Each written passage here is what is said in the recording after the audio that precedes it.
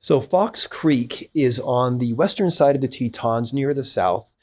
It's pretty much the southernmost of the canyons that goes east-west. It goes Fox Creek, then Darby Canyon, then Teton Canyon, then South and North Leigh Creek. It is certainly the trickiest of canyon to get into because you have to go up Fox Creek Road and then you park at this parking lot right next to this old limestone quarry. Then you have to skirt the property very close to the river. And there's a couple stream crossings without bridges, which can be difficult. In fact, that's what turned me down. Now, as you go up the canyon, sometimes you're next to the river, sometimes you're up on the hillside, but you're always with these fantastic views. Certainly the travel is challenging, and even though it hadn't snowed in 2 weeks, I was the first tracks there. When I got 2 miles in, I got to a stream crossing I could not cross safely, even though I tried for a bit to clear away. Then I had to turn back. And then the back track was actually fairly good. But like I said, I was the first tracks there, even though it hadn't snowed in 2 weeks. So definitely not very commonly traveled. Now right here, you're on the side of a hill, and it's fairly steep on one side, which gives you a great view. It's not really dangerous. And here you can see the Google Earth will give us a view of the limestone quarry, and then the houses they're adding and ponds and things like that. Now the approach, you go from the Victor Driggs Highway, and then you take the Fox Creek Road, and then it goes straight for a while, and then enters the canyon proper. Now, it is plowed in the wintertime, but you have to be really careful. The road can be dicey. But the road is absolutely gorgeous. In fact, it's almost worth it just to come in here just for the drive itself. Totally beautiful, totally worth the drive.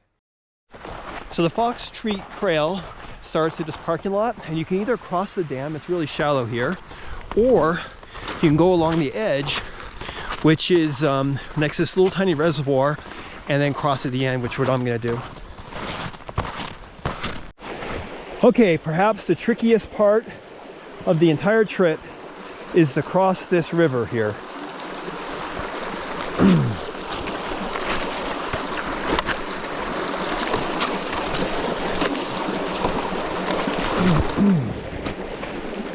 Okay, 1,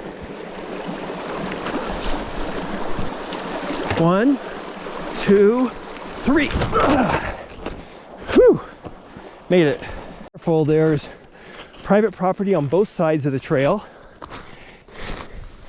So the trailhead is at this old abandoned quarry, which they turned into a luxury house, I guess. We're gonna follow this river for pretty much the entire hike. Oh, this river is so beautiful we're walking next to. And the fog from the river frosted all the trees, which makes it quite beautiful, even though it's overcast. Look how frosted these branches are from the fog. It's so beautiful. I just can't get enough of it.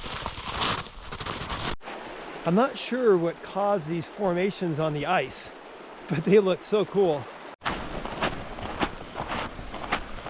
I'm just loving this river. Here's a beaver dam. Looks very cool. I'm loving this trail. Just kind of hugs the edge of the mountain here. And then you look down on the river below.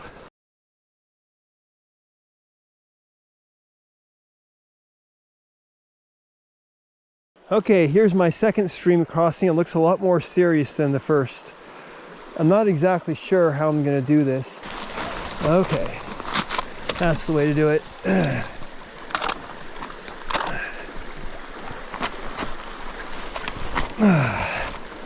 There we go. Okay, is this going to hold me? Sure it will. Oh yeah, that'll hold me. Woo! Sketchy, huh?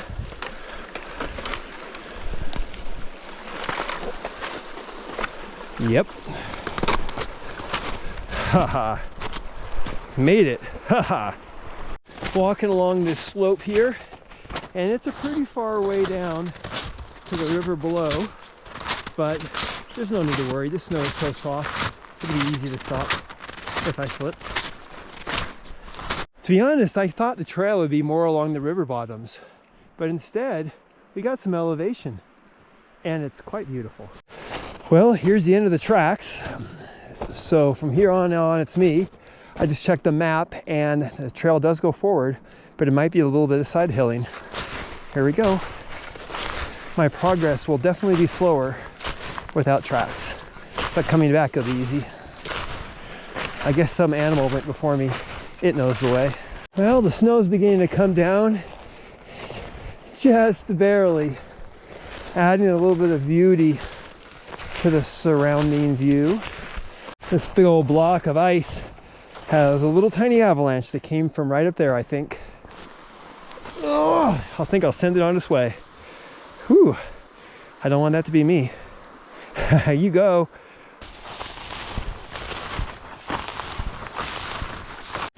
Another creek crossing. This one's just a tiny little thing, not nearly as bad as the other ones.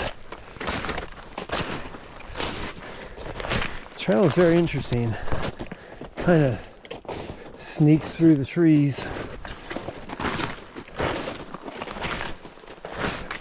You can sort of see the depression right through there, which is where I'm headed. Solid. I don't want to find out how solid. Back by the river again. So pretty. About a foot of snow. I love how this looks like hair. Look at those crystals. It's so pretty.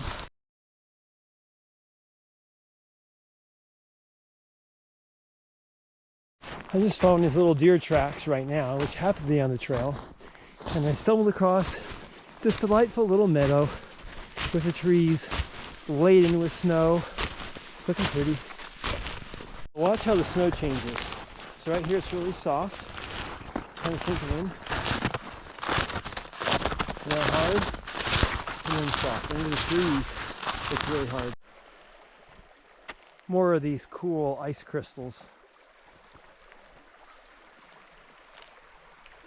Look at them. It's like little flakes of ice, little scales. Okay, we have another crossing here. So on a big log. The water's quite a bit deeper here. So I'm gonna be very careful. Ooh. Yeah. Yeah.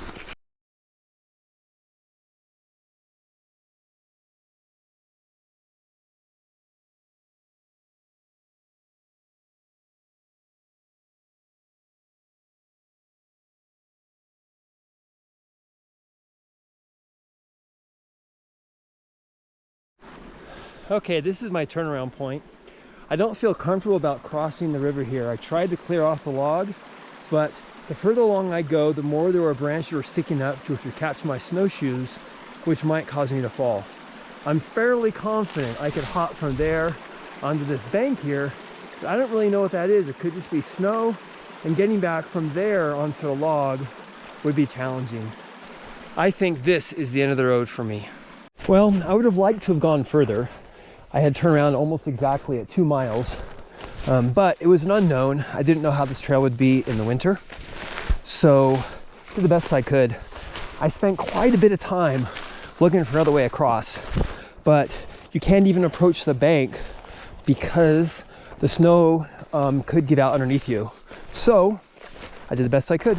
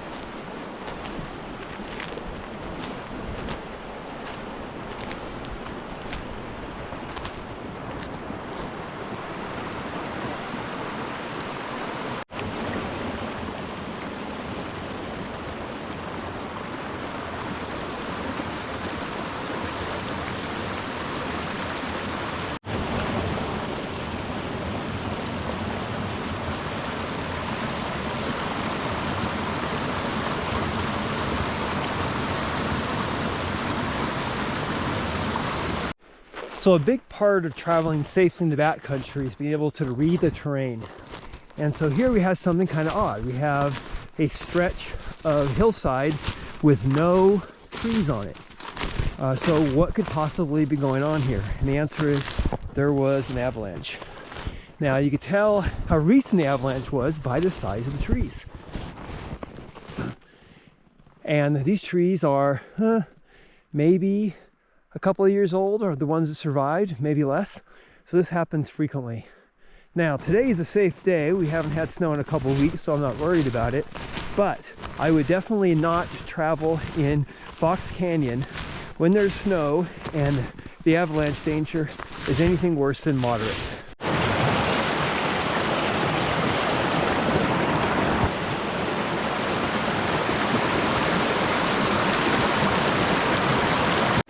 Like I said on the way in, this is a rather steep hillside, and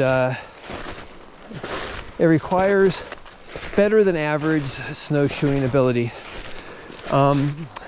I would not try this trail if you are new to snowshoeing, but if you have a little bit of experience, it shouldn't be a problem. The views are really fantastic, and it's not real danger. I mean, if you started sliding here, you wouldn't go very far because the snow is so soft. I'd be hesitant to do this when the snow is rock hard. Then I would bring an ice axe and crampons, and that brings it to a whole different level.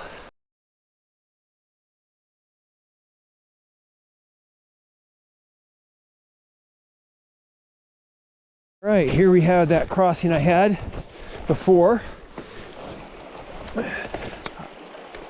I don't know if the river is running faster down here or slower down here. You would think the further upstream you go, the less it would run, but who knows? Oh, there we go. It is pretty dicey. The water is very fast flowing.